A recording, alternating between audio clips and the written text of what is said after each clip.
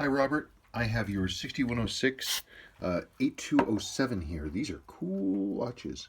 Yours has had a very long life, and it has always been with you. You received this as a Christmas present in 1971, and you still have it, which is great. So few of these still have their histories. It's not real happy. It keeps stopping on me, but I was getting... let me try and move it again. Hang on. Come on. I was getting some okay numbers.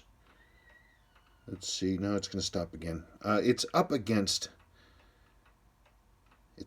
something. But when it was running, it was relatively clean and in beat.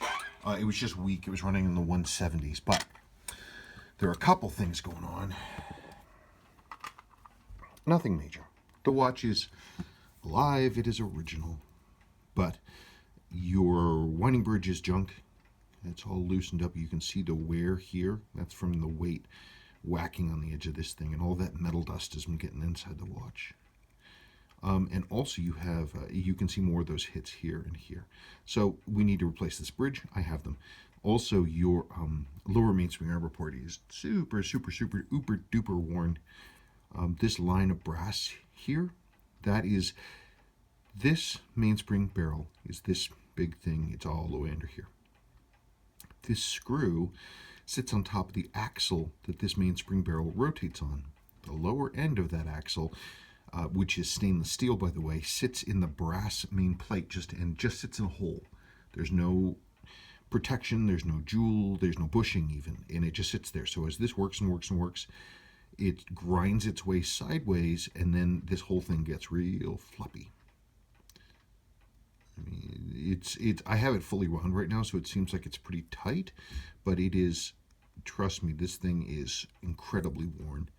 And we're going to find that the ratchet wheel will have cut into the top of the train bridge, and basically we need to put jewels in this, which is fine. That's pretty standard.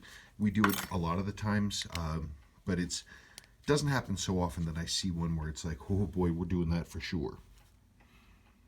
But it's lovely, though. These were super cool, beautiful green dials, an unusual color for Seiko. They didn't really do that this often. And she's running again. She was trying to push over the date. So for fun, let's see what the numbers tell us. Hey, that ain't bad.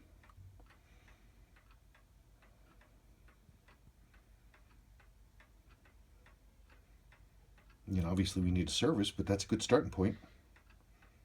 Calendar must be super gluey when I was having trouble pushing over. Yeah, it's not bad. Look at that. After service, we should be looking pretty decently. We absolutely are going to need to do jewels, though. I guarantee you, top and bottom.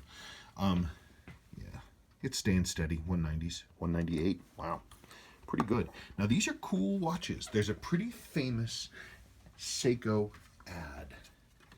Get this out of here. Hold on, getting it out of the binder. There's a pretty famous Seiko ad, and if collectors probably will recognize this, they probably knew it was coming. Very famous. That's Chevron. That's a rare watch. We don't see that too often. There was somebody many years ago who went through and was able to get all of these models and actually put them with their correct bracelets on top of this ad, and that was pretty cool. And there she blows. And there it is. So that is the bunny. You can see the color correction wasn't that great in this ad. Pretty neat. That is I've only owned one of those and only worked on a couple of them. Anyway, your watch is going to be fine. It just needs to be serviced, and then it just needs to be serviced and then have the jewels done, cleaned up, and we'll be good. That stopped right there. It just needs to be serviced, and once that's done, it'll be fine.